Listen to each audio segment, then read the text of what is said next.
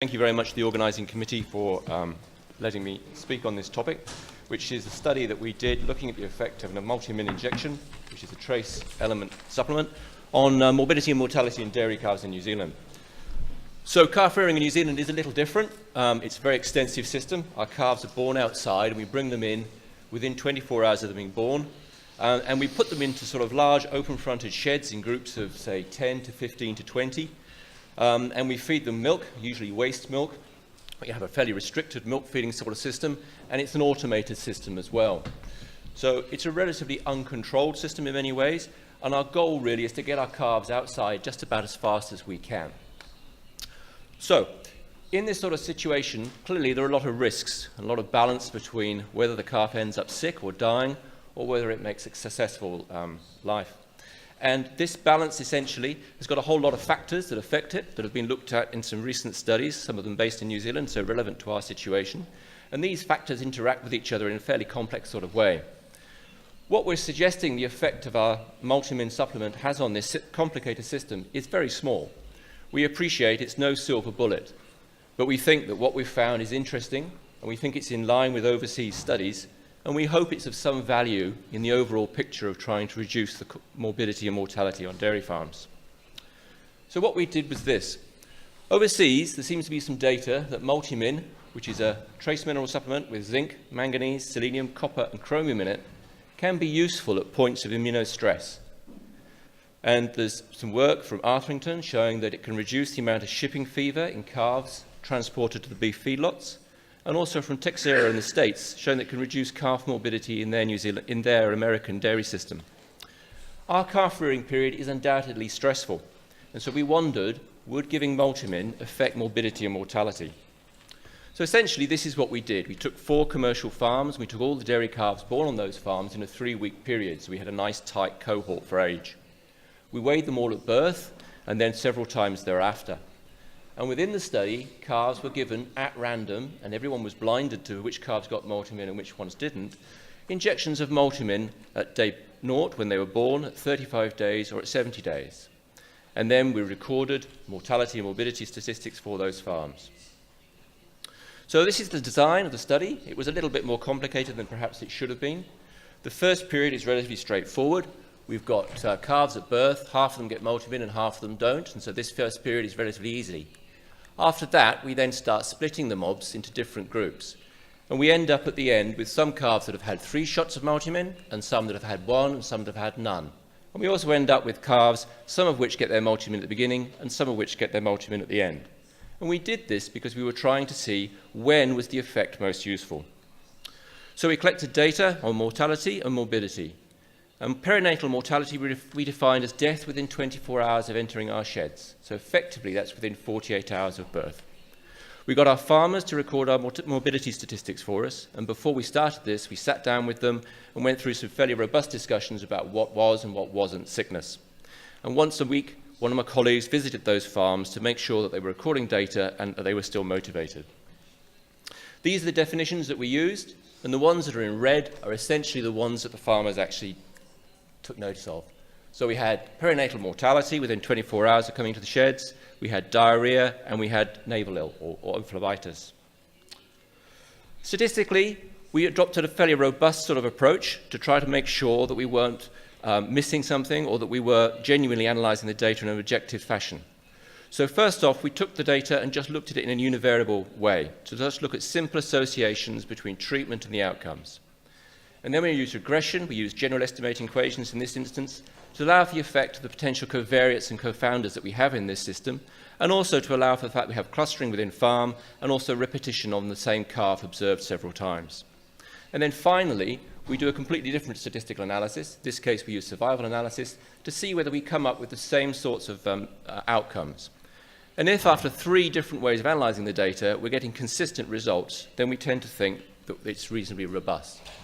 So, there are morbidity results. Sickness in the 3rd days from 3 to 35. This is the raw data. And essentially the black group is the controls who didn't get multi-min supplementation, and the grey are the ones who did. And effectively we halved the amount. When did they get it? This is a graph showing the time since birth with the control calves at the top and the treatment calves down the bottom. Far fewer treatment calves are sick, but essentially the pattern of when they're sick is the same. So most of our sickness is around birth, and then a little peak at weaning later on. What makes them sick? Our farmers diagnosed scours as the major cause, and then perinatal death followed by navels. But again, the distribution of the reasons why they're sick was the same between the two groups. How does our data stack up with overseas studies? Because we were using farmer recording, we wanted to see how robust that was and whether it was reasonably accurate. So a couple of New Zealand studies just looked at calf scours, and they found 10 and 9.5%. In the first 100 days, we found 8.7, so that was reasonably close. Not many studies record the causes of sickness, but we found one from the States, and although their figures were far higher than ours, they're proportionately very, very similar. So we felt reasonably confident that our farmers were doing a good job with what they recorded. Then overall, how does our level of sickness stack up with international studies? And we're the red group at 15.3, and we're pretty much in the middle. If we'd been right down at the low end, I'd have been worried that they were underdiagnosing, and if we'd been at 40 or 50%, I'd have been worried that they were overdiagnosing. When we put it through the regression analysis, we get effectively the same thing. So this is adjusting for covariates and confounders, and we find that the risk of being sick, if you're given the drug, is about halved in that 35 days. Interestingly, we had a cohort of calves which went down with BVD during the study. It wasn't planned, but it happened. And we found that on that farm, being in the presence of BVD virus basically made your risk of being sick go up by 5 times. And finally, over the whole 140-day rearing period, looking at those calves that got several injections of multimin, this slide summarizes what that data tells us. And essentially, each block of calves are given multimin either at birth at 0 days, or at 35 days, or at 75 days. And the grey group are the control calves, and the black group are the treated calves. So in each period, the risk of being sick is approximately halved when you're given multimin. But clearly, the biggest benefit is here, because that's where most of the sickness is. So these are our conclusions. Essentially, we got similar levels of disease to other farms, so we felt that our results were reasonably robust and could be reasonably believable. We found that effectively, our multimin supplementation halved the risk of sickness from 3 to 35 days. And over that longer period, the risk was again about halved. Again, referring back to those international studies, they got a 3/4 reduction in their risk. But our confidence intervals are fairly similar to theirs. And so again, we are within the same kind of frame of reference. Looking at mortality, we looked at perinatal mortality in a very crude way. We just recorded deaths. We didn't try to diagnose them at all. We didn't have the resources to do that. And not surprisingly, especially in what John has just been saying, there was no difference when we gave them multimin. And you wouldn't really expect there to be, given the causes that are related to this. We stuck it through the regression again, even when we allowed for the other factors in there, there's no difference for treatment, but BVD did make a difference. This is calves born on farm where there is BVD virus circulating around, and we assume that these are congenitally infected calves that are dying quite soon. How does our perinatal mortality stack up? This is some data I found for pastoral systems and also for confinement systems. There's no real difference between pastoral and confinement, but our perinatal was a little lower. But I think that's probably because we weren't recording all the deaths out in the paddock. If calves died during birth, they just didn't enter our study at all, and I suspect that's why our rate was slightly lower. Looking at death from 3 to 35 days, again, the raw data suggests that the risk is approximately halved. When does that death occur? Once again, these are the two groups, the control groups along the top and the treated calves along the bottom. No difference really in the pattern. Most of the death occurs within the first period, and then much less afterwards, but far fewer treated calves die than the control group. What causes them to die? Again, a very similar pattern. The cause is essentially the same in each case. It's primarily scours, followed by perinatal deaths, but far fewer treated calves die than the control group. How did that stack up with international research? Again, we were using fairly crude assessments of calves dying, farmers telling us essentially we weren't able to follow these all up and identify them always. So we wanted to check that our data was robust. So compared to a New Zealand study, in the first 35 days, we were very, very comparable. And then stretching out from 35 to 75 and 71 to 105, again, we seem to have very similar levels of death to other studies. So again, it reassured me that our definitions and our capturing of the data was reasonably robust.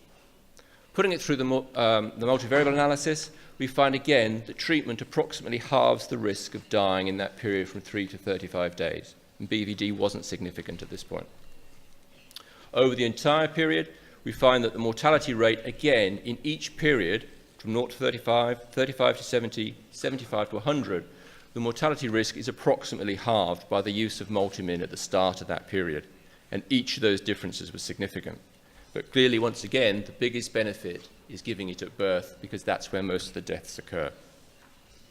So overall, our conclusions are that we've got very similar levels of mortality to other studies. And again, we've approximately halved that risk of mortality by using this supplement. Overseas, they found no effect when they gave multimin on mortality, unlike the morbidity where they did find an effect.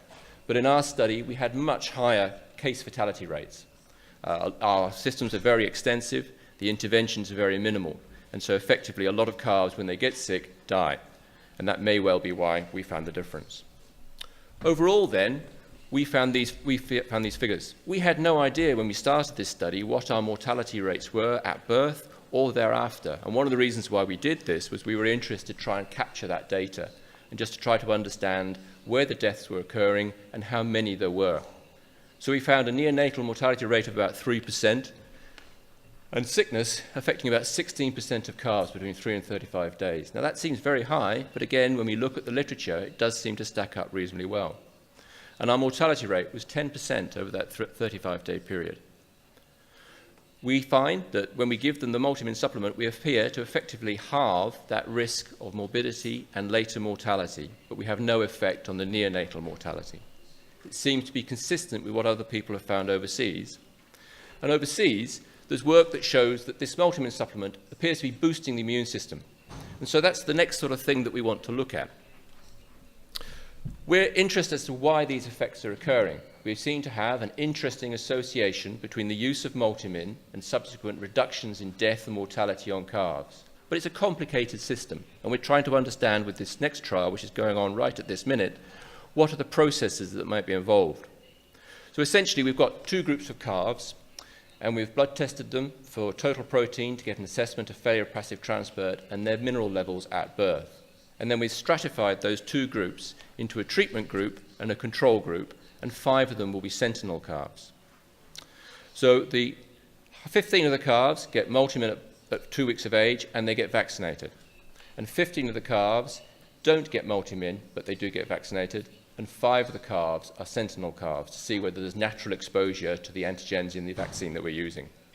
And then weekly, we blood test them, and we're sending them to AgResearch and Otago University to do gamma interferon, phagocytosis, and antibody levels to the antigen in the vaccine that we're using.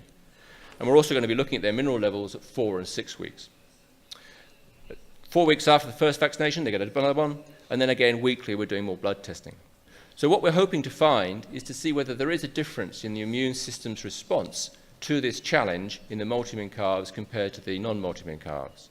Because our first study has shown this interesting association with a clinical outcome, and now what we're trying to do is understand a little bit more the mechanism behind that outcome. Once again, that study has been sponsored by Virbac, and we're very grateful to them for their support, and for you all for listening, and for everyone that was involved in the study. Thank you very much indeed.